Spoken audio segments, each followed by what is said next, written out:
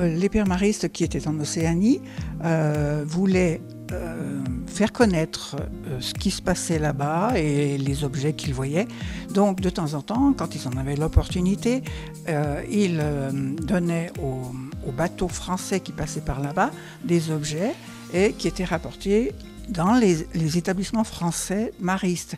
Alors vous êtes dans un bateau reconstitué dans les années 1970, d'après les descriptions que faisaient les missionnaires en partance pour des mois et des mois de navigation, par exemple entre Londres, Le Havre, puis la Nouvelle-Zélande, l'Australie, etc., et puis les îles de l'océan Pacifique.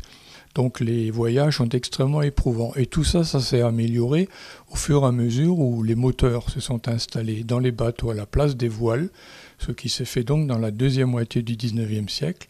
Mais quelle que soit l'époque, les maristes ont toujours été obligés de prendre des bateaux très peu chers, et donc ils voyageaient la plupart du temps dans un inconfort complet, parce qu'ils voyageaient pour des cargos. Mais combien d'îles où les maristes se sont installés, disons, alors au début, vous avez par exemple Tahiti, Wallis, Futuna, Tonga, Fidji, Samoa. Le père Patrick Aurélie, qui était père mariste, ethnologue, il est allé souvent en Océanie, il connaissait très bien Tahiti, mais également la Nouvelle-Calédonie.